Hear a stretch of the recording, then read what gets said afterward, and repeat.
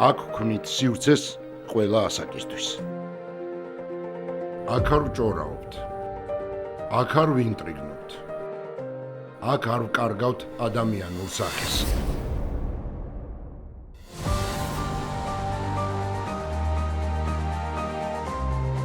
აქ ვსაუბრობთ თემებზე, რომელიც ყველა ასაკის ინტერესს მოიცავს. აქ განვიხილავთ საინტერესო და ტაბუდადებულ თემებს. აქ ვსაუბრობთ იმ დეტალებზე, რომელიც ბევრისთვის უცხო და უცნობია. აქ ვსაუბრობთ მათთან და მათზე, ვის შესახებაც თაობებმა უნდა იცოდნენ. აქ ვაკეთებთ ანალიზს და დასკვნებს იმ ადამიანებთან ერთად, ვისი სიტყვაც წონადი და ავტორიტეტულია. ვაკეთებთ აქ, დვალიშვილთან. საღამოშვიდობის მოგესალმებით YouTube არხზე დვალიშვილთან. პირველი რაც მინდა გითხრათ ვიტამინის შესახებ. თქვენ იცით რომ ჩვენ გარკვეული პერიოდი მათთან თანამშრომლობდით და შემდეგ მქონდა მცირე პაუზა, თუმცა მე ძალიან მოხარული ვარ, რომ კომპანია ვიტამინმა კიდევ ისურვა ჩვენთან თანამშრომლობა და არის რასაკვირველია ჩვენი პარტნიორი, ვინც არის შეგახსენებთ რომ კომპანია ვიტამინი აწარმოებს საქართველოში სპორტულ დანამატებს და ვიტამინებს, ასე რომ აუცილებლად ესტუმრეთ ვიტამინი G-ს. რაც შეეხება დღევანდელ ვიდეოს ჩვენ ვისაუბრებთ საქართველოს ეროვნული ნაკრების მიერ გასამართ ორ შეხვედრაზე, რომელსაც ჩაატარებს თბილისსა და სოფიაში, შესაბამისად ესპანეთთან და ბულგარეთთან, თუმცა იქამდე ვიდრე დავიწყებდე ამ შეხვედრის ორი მატჩის შესახებ საუბარს, მინდა აუცილებლად გავიხსენოთ წინა ჩატარებული ორი შეხვედრა, ის უღიმღამო მატჩები ესპანეთსა და თურქეთში, სადაც განსაკუთრებით პირველი შეხვედრა საქართველოს ნაკრებმა საერთოდ ძალიან უსახურად ჩაატარა და პრინციპში ეს უკვე ჩავლილი ამბავია, თუმცა უბრალოდ გარკვეული პარალელები მინდა გავალო გამომდინარე იქიდან, რომ ამ ორი მატჩის შედეგს მიუხედავად იმისა, რომ ქართველი გულშემატკივრების მოლოდინი რატომღაც იყო ისეთი, რომ ესპანეთთანაც უნდა დადებითი შედეგისთვის მიგვეღწია და თურქეთთანაც წავაგეთ ორივე შეხვედრა. განსაკუთრებით უშინაარსო იყო პირველი მატჩი, გახსოვთ ალბათ პროცენტული მაჩვენებელი რაც იყო და როგორც იყო ესპანელებთან დაპირისპირებაში და გახსოვთ ალბათ შედეგი, რომელიც დაფიქსირდა თურქეთთან მატჩი. ამ ყველაფერს ჰქონდა თავისი მიზეზი და ერთ-ერთი უმთავრესი მიზეზი ალბათ არის ის, რომ ამ თემას კიდევ დავუბრუნდები ვიდეოს დასასრულს, ერთ-ერთი მთავარი მიზეზი არის ის, რომ რაღაცა დაიკარგა საქართველოს ნაკრებში. ანუ აღარ არის ის ნაპერწკალი, აღარ არის ის შემართება, ის мотиваცია, რაც აქამდე ჰქონდათ ქართველ ფეხბურთელებს და აი ამ ორი მატჩის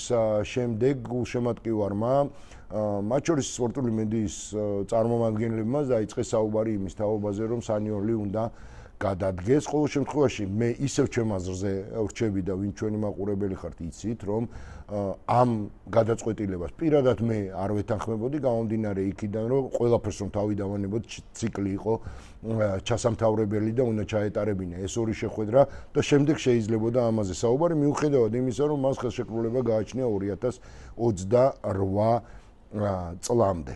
მოკლედ სანიოლი ჯერჯერობით თავის პოზიციას ინარჩუნებს, არის საქართველოს ნაკრების მთავარი მწვრთნელი და შესაბამისად მინიმუმ უახლოეს ორ შეხვედრაში ის უხელმძღვანელებს საქართველოს ნაკრებს. აი ამ მატჩების წინ, ესპანეთისა და ბულგარეთის დაპირისპირებების წინ, ვილი სანიოლმა გამართა პრესკონფერენცია, სადაც ხაზი გაუსვა იმას, რომ სხვათა შორის ისიც ყურად აღებია, რომ განსაკუთრებულად ნაკრები დრო დაუთმო ზოგადად ამ მოახლოებულ თამაშებს და ილაპარაკა მთლიანად გუნდში არსებულ ვითარებაზე, მოსალოდნელ ცვლილებებზე და ეს ძალიან პოზიტიურია, თუ კი იგი შეუდგება ახალი გუნდის შენებას, თაობათა ცვლას. ეს გარდაუვალია და ყველა უნდა შევეგუოთ ამასო, თაობათა ცვლა აუცილებელია და შესაბამისად ის ვარდნაც რაც ჩვენ გქონდა ევროპის ჩემპიონატის შემდეგ, ესეც სავსებით ლოგიკურია და ამაში ტრაგიკული აბსოლუტურად არაფერი არ არის. მოკლედ გადავიდეთ მოდით მოახლოებულ შეხვედრებზე და დავიწყოთ საუბარი შემადგენლობაში ორი იძულებითი სრულების განხორციელება მოუწია ვილისანიოს, ეს არის პირველი ტრავმირებულია მიქაუტაძე და მის ნაცვლად კვიპროსიდან გამოიძახა გიორგი კვილიტაია, რომელიც მე პირადად ძალიან მომწონს და ძალიან დიდ პატივს ვცემ მის შრომის მოყვარეობიდან გამომდინარე და მეორე ცვლილება ოთარ კაკაბაძის ნაცვლად საქართველოს ეროვნულ გუნდში გამოიძახა სანდრო ნარიმანიძე, ეს ის ფეხბურთელია, რომელთანაც სხვათა შორის ერთ-ერთი პირველი ვრცელი ვიდეო სწორედ YouTube არხმა დვალიშვილთან ჩაწერა. ეს იყო პერიოდი, როდესაც საქართველოს 21-მდე ნაკრები თამაშობდა ევროპიროობა. სანდრო არ იყო გამოძახებული იმ ნაკრებში, ამ დროს თვლი რომ აუცილებლად უნდა ყოფილიყო გამოძახებული, იმიტომ რომ ძალიან გამოადგებოდა საქართველოს 21-მდე ნაკრებს, თუმცა ეს ცალკე სასაუბრო თემა. ეს იყო პერიოდი, როდესაც სანდრომ მოაწერა ხელი სლოვაკურ ჯილინასთან და შესაბამისად იქვე მოვახერხეთ ჩვენ მასთან საკმაოდ ვრცელი ინტერვიუს ჩაწერა. მოკლედ, რაც შეეხება სანდროს, ძალიან კარგი ფეხბურთელია, ძალიან იმედისმომცემი და შესაბამისად ეჯგარეშია, რომ სანდრო ნარიმანიძე აუცილებლად გამოადგება ქართულ ფეხბურთს და განსაკუთრებით საქართველოს ეროვნულ ნაკრებს. ესეც ერთ-ერთი მოით ასე ვთქვათ, პირველი გადადგმულ ნაბიჯად მივიჩნიოთ თაობათა ცვლის დასაწყისის პროცესში, რომელიც დაანონსა ვილისანიოვმა, თუმცა აქ არის კიდევ ერთი მომენტი, ძალიან ცუდი იქნება თუ კი სანდრო ნარიმანიძეს არ მიეცემა თამაშის საშუალება და ახლოვე აგიხსნით რატო. 14-ში და 18-ში საქართველოს 21 წლამდე ნაკრებს აქვს ორი უმნიშვნელოვანესი შეხვედრა, გასვლა საბერძნეთში და სახლი გერმანიასთან და შესაბამისად ისიც მესმის რასაკვირველია როტაცია აუცილებლად უნდა იყოს და სხვაგვარად თაობათა ცვლა ეროვნულ გუნდში ვერაფრით ვერ მოხდება, აუცილებლად უნდა მიიღოს ეროვნულმა ნაკრებმა შევსება 21 წლამდელებისგან და 19 წლამდელებისგან, თუმცა აქ არის ერთი მომენტი, ჩვენ გვახსოვს პერიოდი, როდესაც ჯერ გოგლიჩიძე გამოაცალეს 21 წლამდელთა ნაკრებს, როცა 21 წლამდელებს უფრო ჭირდებოდათ, ახლა კი უკვე ნარიმანიძე და სიგუა ეროვნულში არიან გამოძახებულები ამ ორი მნიშვნელოვანი მატჩის წინ და მოდით პირდაპირ ვთქვათ, რომ საქართველოს ეროვნულ ნაკრებს ეს ორი შეხვედრა, რომელიც აქვს გასამართი, განსაკუთრებულად აბსოლუტურად არაფერს არ აძლევს, ამიტომ მე ვფიქრობ, რომ აბსოლუტურად სწორი გადაწყვეტილება იქნება, თუ კი ვილისანიოლი იმ ფონზე, რომ მან მოაკლო ეს ფეხბურთელები 21 წლამდელებს,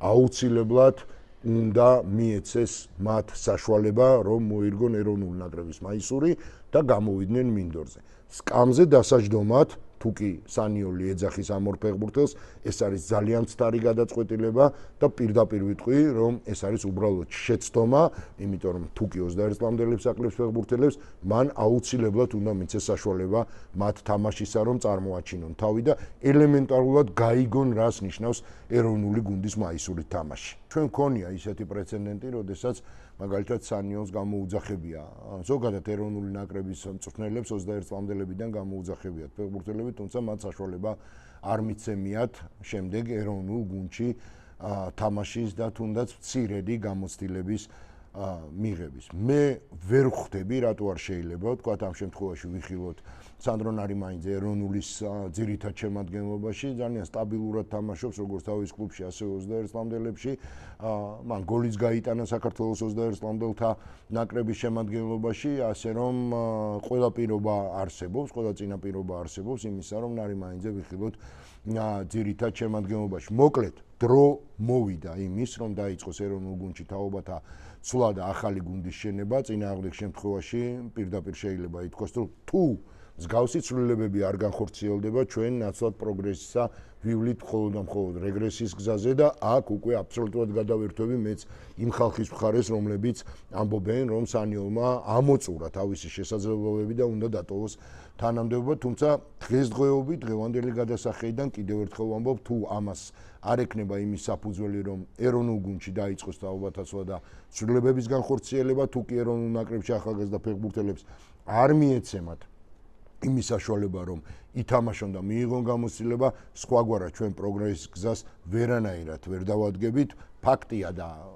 ამას დიდი მტკიცება არ უნდა, რომ მსოფლიო ჩემპიონატის ციკლი ჩვენ პირწმინდად ჩავაგდეთ და ამაზე მეტყველებს თუნდაც ის განვლილი შეხვედრები რა შინაარსის და სცენარის თამაშებით ჩვენ ვაჩვენეთ განსაკუთრებით ესპანეთთან, არც თურქეთთან, თუმცა სათამაშო კუთხით თურქეთთან ირბინეს მაინც ქართველმა ფეხბურთელებმა, რასაც ვერ ვიტყვით ესპანეთის ნაკრებთან გამართულ შეხვედრაზე. და თემა, რომელიც შესავალში ვთქვი, ეს არის мотивация.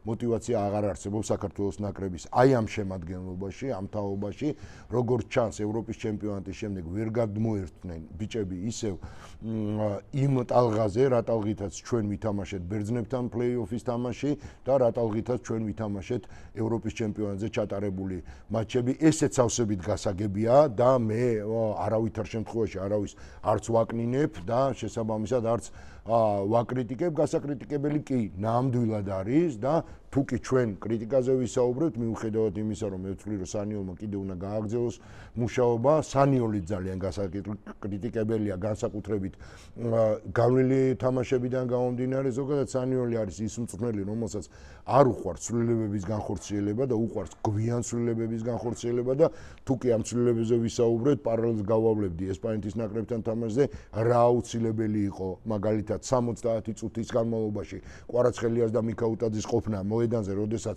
თურქებთან ჩვენ გაცილებით უფრო მნიშვნელოვანი დაპირისპირება ქონდა, ესეც ჩემთვის პირადად ამოუხსნელი, არ ვიცი დამეთანხმებით თუ არა თქვენ, მაგრამ მოკლედ შეცდომები ძალიან ბევრია, როგორც ფეხბურთელების, ასევე მწვრთნელის მხრიდან, თუმცა ერთს დავამატებ, რომ სანიოლის მოვალეობა არ არის ფეხბურთელების ნაცვლად ირბინოს მინდორზე და კიდევ ერთს ვიტყვი, ეს წინა ვიდეოშიც ამას ხაზი გაუსვი, რომ შემადგენლობა, რომელიც დააყენა ესპანეთთან ვილი სანიოლმა, მეც ზუსტად ამ შემადგენლობას და ამ სტრატეგიით ვითამაშებდი. ერთადერთი შეიძლება შემეცვალა ის, რომ თუ კი სანიოლმა თამაში დაიწყო 5-3-2 სისტემით, მე გავაკეთებდი 5-4-1-ს და შესაბამისად კვარაცხელიას კიდევ უფრო უკან დავწერდი და დავტოვებდი მხოლოდ ერთ ფორვარდად მიქაუტაძეს. მოკლედ, ეს ჩავლილი ამბავია, ნახეთ რაც აჩვენა საქართველოს ნაკრებმა, მაგრამ ახლოვდება ორი შეხვედრა და შესაბამისად ჩვენ გვაქვს გარკვეული მოლოდინი ამ ორ შეხვედრაში.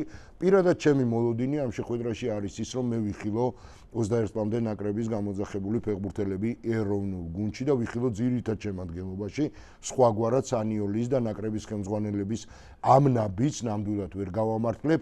მესმის ის, რომ ეროვნული ნაკრები არის პრიორიტეტი, მაგრამ აუცილებლად უნდა არსებობდეს რაღაცნაირი სქემა იმისა, რომ ეროვნული ნაკრების პრიორიტეტის ფონზე არ დაზარალდეს საქართველოს 21 წლამდე ნაკრები, რომელსაც აქვს ამოცანა და ამბიცია იმისა, რომ ითამაშოს ყველა დიდი რანგის ტურნირზე. მოკლედ, დაველოდოთ მოახლოებულ ორ შეხვედრას, ჯერ გვაქვს ესპანეთი თბილისში და დასკვნითი მატჩი ბულგარეთში.